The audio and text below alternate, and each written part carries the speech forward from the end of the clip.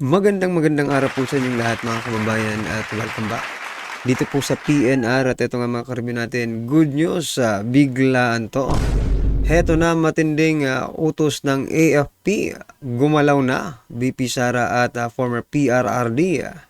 Nako, People's Power na. Yan mga kababayan, patungkol po yan ang ating alamin at bibigyan ng komentong araw na ito. Pero bagong lahat mga kababayan, kung di ka pa po nakapag-subscribe sa ating munting channel, please don't forget to subscribe. At palike na rin po ng video ito. Maraming salamat po. Yan mga kababayan, pasupport na rin po ng ating kaibigan dito po sa baba. Yan si Newer News PH. Yan mga kababayan, nasa description po. Ang link na kanyang channel is subscribe nyo na rin po. At eto na nga, simulan na po natin to. Sawa na ang bayan ko sa magnanakaw na tao.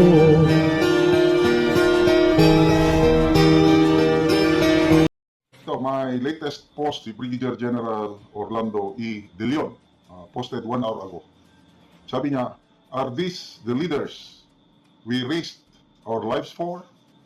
Soldiers referring to our politicians. So, ito, tanong ng isang opisyal ng Sandatahang Lakas, ito ba ang mga klaseng political leaders na itinataya natin ang ating mga buhay? Okay. So yun mga kababayan, napakaganda po ng message ni General retired General Orlando De Leon mga kababayan, sapagkat eto, tingnan nyo mga kababayan, may bago pong statement yung DND Secretary na si Gibo Chodoro. Sabi niya, ipa-prioritize daw ang Philippine waters, no? Or, I don't know, ano po ang kanyang ibig sabihin, pero isa lang naman po ang mayroon tayong pinag-aagawang anyong tubig, no? Yan ay West Philippine Sea. Pero, di ba? Prioritizing the Philippine waters, ang gagamitin ay military. But then again, kung titingnan mo yung kanyang logic, yung kanyang logic mga kababayan, doesn't coordinate. Tingnan nyo pa-prioritize yung Philippine waters, pero binawasan nyo yung budget ng modernization nila. Diba? Ano gusto nyo? Yun na nga po sinasabi dito, itataya nyo ba ang buhay ninyo? Well, anyway, no doubt mga kababayan, talagang itataya po nila ang buhay nila because yan po ang kanilang sinumpaang tungkulin. Yan po ang kanilang sinumpaang tungkulin mga kababayan. No? Itaya ang kanilang buhay para sa kapakanan o para sa kapayapaan, no, ng ating bansang Pilipinas. Pero teka lang. Teka lang. Tama yung sinasabi kanina eh. Ako, agree din ako, natataya talaga lang buhay nila. Pero, no, kumpara lang dito sa mga politikong nag-uutos na ito, at sila rin naman ang gumagawa ng mga problema ng bansa natin. Diba? Binabawasan pa yung budget ninyo. Anong ibig sabihin yan? Pinapupunta kayo para magpaka, di ba? Matay, ganun ba? Wala eh. Samantalang sila, kurakot dito, kurakot, di ba? Sila lang ang, I know mga kababayan, kayong mga nasa AFP, you're not there, no, to become rich, but you are there, no, to do something, para sa bansa natin. Hindi kayo nandiyan para magpayaman. Ito lang talaga itong mga politiko na ito. Gustong nalalagay kayo sa alanganin no? So, paano ito nakuha ni General De Leon, yung tanong na ito? Ito pala ay article na sinulat ni Lieutenant General Aurelio Baladad. So, sabi ni General De Leon, retired Lieutenant General Aurelio Baladad and I are classmates and roommates in PMA class of 1982. He gives us insights into the current pulse of both active and retired AFP members regarding the prevailing political situation in the country. He writes for a conservative paper which explains his very subtle style of delivery, but the message is loud and clear. Please take time to read. So, binasa ko itong article ni General Baladag. Wow, napakaganda ang mensahe. By the way, I happen to work with General Baladag nung nasa active service pa kami. Talagang napaka-respetado itong general na ito. Ang dami niyang na-contribute sa Armed Forces of the Philippines. He retired as Eastern Mindanao Commander sa Davao. Yeah, Eastern. Naging Division Commander siya sa 3rd Infantry Division at naging Deputy Chief of Staff for Operations of J3. Ito yung article ni General Baladag sa Manila Bulletin, Barracks and Strategy, guest columnist. So basahin ko na lang, doon na tayo diretso sa meat, laman ng kanyang article. Sabi niya, two persistent issues that potentially threaten AFP morale surface in my private talks and chat groups involving active and retired officers. So itong sinusulat niya, hindi theory. Actual na pakikipag-usap ni General Baladag, both active and retired members of the Armed Forces of the Philippines. So ano yung dalawang issue na yan? Number one, sabi niya, first, yung perception of corruption in government that is causing an increasing amount of frustration. So, hindi lang mga civilians ang nakakakita sa talamak na korupsyon ngayon, pati ang mga kasundaluhan. Ano yung sabi ni Katunying? Ito lang mga kababayan, no? Hindi lang naman ngayon nagkaroon ng korupsyon sa ating bansa. Pero, napansin nyo ba? No? Bakit ngayon, mas marami pong mga retired generals, mga active na mga armed forces natin, no? Ang tumataliwas or I mean nakakapansin, no? Dito sa pangungurap na ito. Bakit nga ba, no? Una naisip ko mga kababayan dahil siguro dito sa pamimigay nila ng ayuda. Dahil dito siguro sa pamimigay nila ng ayuda, alam naman po natin na hindi po lahat, no, nabibigyan at hindi lahat na ibibigay, no? Pangalawang naisip ko mga kababayan, dahil ba sa ang namumuno natin ay may bahid yung pamilya niya, may bahid ng korupsyon, di ba? May bahid ng korupsyon ang pamilya niya, kaya medyo yung mata ng ating mga concerned citizens at saka mga concerned na mga retired generals, no, ay medyo, teka lang. Kailangan natin magsalita. Baka matulad din naman nung nakaraang panahon, di ba? Yan pong naisip ko mga kababayan. Una, dahil po maybe sa ayuda, napapansin nila. At saka talagang napansin po nila sapagkat yung 2025 budget, no, national budget, ay marami po ang nawalan at saka binawasan, no? May mga nawalan at nabawasan ng budget. Tapos, lilitaw itong akap.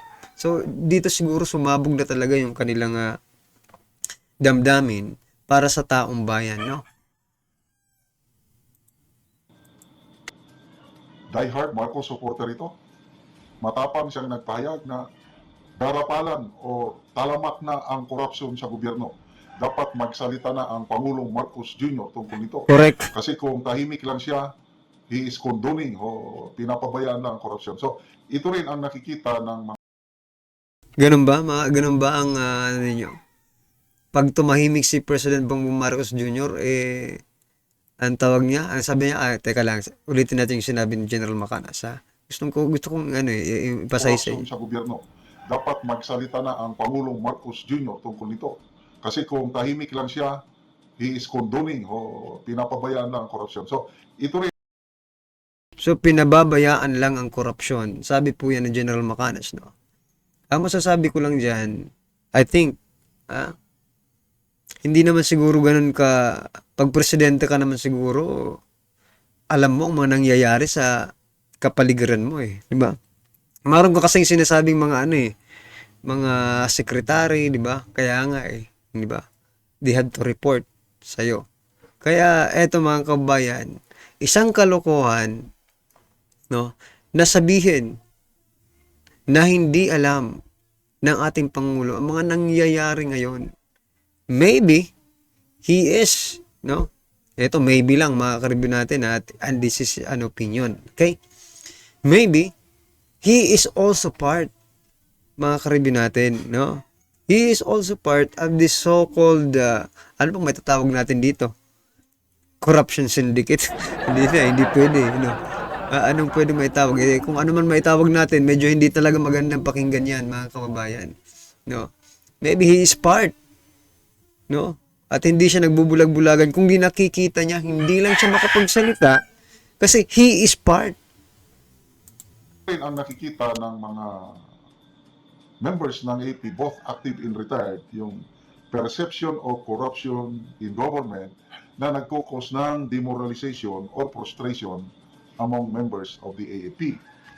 So, dagdag pa niya. Basahin ko lang ha. Madali mang maintindihan yung kanyang sinulat.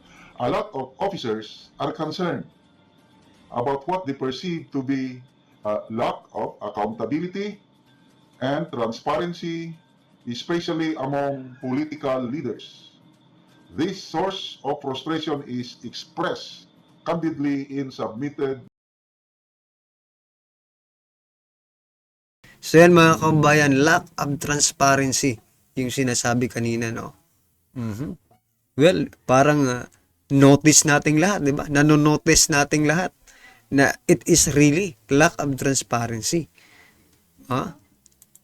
Manifestos. Unang-una, yan, lack of transparency kasi hindi po nila ini-explain to the public. Ha? Yung mga ibinenta nilang 25 tons of golds, di ba? Ano? Kailan pa? Naghihintay po ang taong bayan, di ba? Yung inuutang-utang ninyo. Transparency naman po, yung malaking utang ninyo. How come nakakam up tayo ng napakalaking utang? Wala tayong mga proyekto, wala tayong dapat sa ganitong kalaking utang. Halos madoble po ang 6th year budget ng nakarang administrasyon in 3 years ng administrasyong ito. Almost 3 years pa lang po ng administrasyong ito, mga kababayan, no? Dapat kaliwat kanang project ito eh. Sapagkat nung nakarang administrasyon, no? Kalahati lang ng budget ninyo ang kanyang budget. Aba, tingnan mo naman. Budget, kaliwat kanan na budget. Ay, project, budget. Kaliwat kanan na project. Sa inyo, halos madoble. Wala man lang kami makitang project. Yan po ang isa sa mga kahit nga tayo, umiinit ang ulo eh. Diba? Biruin mo, magbabayad tayo ng tax, kaliwat kanan sana dapat ang mga project, pero saan napupunta? Counting transparency naman po. In chats and in conversations within military circles. One especially unsettling comment given by an officer illustrates the sentiment. Are these the leaders we risked our lives for? Ito na yung opening line sa post ni General Dilion kanina. So yan mga kababayan, eto ba ang mga leaders na dapat nating ipagtanggol, dapat nating ibuwis ang buhay natin para sa mga ganitong leaders? Ay, nako. Sa totoo lang, eto opinion lang mga kababayan, parang pinapain nga lang kayo eh, no? Pinapain lang kayo ng mga ito. Kasi tingnan nyo, sila po ang gumawa ng, di ba? I mean, mabuti naman yung relasyon ng China at saka Pilipinas. Di ba? Why not just maintain the relationship, mga karibyo natin? No? Just maintain. Walang awayan. Pero eto, sila ang nagsimula. Di ba? Sila po ang nagsimula ng kaguluhan yan, pero kayo ang isusubo nila doon.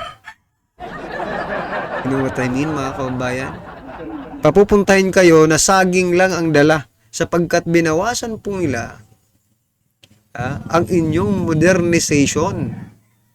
What the heck? Ganito na ba? Anong akala nyo sa mga armed forces natin? Nako, mga ano yan mga professionals po yan mga kababayan. Hindi po yan. Mas matindi po ang critical thinking, no, ng ating armed forces. Kasi kaya nga, tingnan nyo tingnan nyo, kaya nga dyan kayo kumukuha ng mga undersecretary ninyo, mga secretary ninyo. Kasi matindi po ang critical thinking ng mga AFP. Kaya wag nyo po silang bubulahin, wag nyo po silang lolokohin, hindi nyo po alam ang kaya nilang gawin. No? Yung po kasi yung lumalabas sa akin, parang, ay, okay lang yan. Kasi akala siguro nila hindi malalaman or hindi magre-react yung AFP doon po sa pagtanggal ng modernization budget nila. Tapos, ang tapang-tapang nyo pa. Di ba? Mga kababayan. Kaya nga, saludo tayo dito Saludo po tayo dito sa mga sir na ito. They are professionals. They have a very critical thinking, no? At wag nyo pong mamaliitin sila. Ayun, yun yung lumalabas sa akin. Kaya hindi kayo binigyan, no, ng budget sa modernization kasi minamaliit kayo. Di ba? Gusto nilang isipin, ay, okay na yan, maitak lang yan, okay na yan. Hindi na po ito yung panahon dating panahon na itak lang ang Hindi pwede ang tapang lang sa ngayon. Kailangan mo na rin po ng mga new technology, no? Para magtagumpay sa anumang misyon na gagawin ninyo. Diba? It's not all about physical fights ngayon. Diba? Yung mga itakan, hindi na po ganun. Digital era na po tayo. The more na makabagong teknolohiya ang ginagamit natin, the more the information we gathered, no, the more chances to win. Yun Kanina, statement ng isang active officer. Yung nakikita niyang corruption sa gobyerno ngayon, lack of transparency, accountability, nakakabigay frustration or demoralization among the men and women ng Armed Forces of the Philippines. Ito ba ang mga leaders na tinatayan natin ng ating mga buhay? So yan, lack of transparency, lack of accountability. No? Totoo po mga kababayan. Ay, isa pa, may naano pa ko, lack of information. Kasi tingnan nyo mga kababayan, di ba yung nangyari po sa KOJC Kingdom? KOJC compound. Sinasabi, maraming nagbi-video doon na may mga dalang baril, may sumabog, di ba? Sabi naman po ni President Bongbong Marcos, wala pong dalang ganoon. Di ba? Hindi po namin ginawa ito, pero nakitang-kita sa video, ganun po ang ginawa. So, mahina po yung dissemination ng information. Or maybe, the one who is feeding the information is not really telling the truth. Di ba? Nagsisinungaling po sa ating presidente. Sana, tanggalin na yan, no? Mga tulad na mga taong ganyan. Makakasira. Kung siguro kung ngayong 3 years, no, papunta sa kanyang last term, pamalitan niya yung mga nasa paligid niya, maybe there's an improvement, no? Sa pamamahala nila. Kung hindi papalitan, ay ganun pa rin. Ganun pa rin ang aasahan ng taong bayan.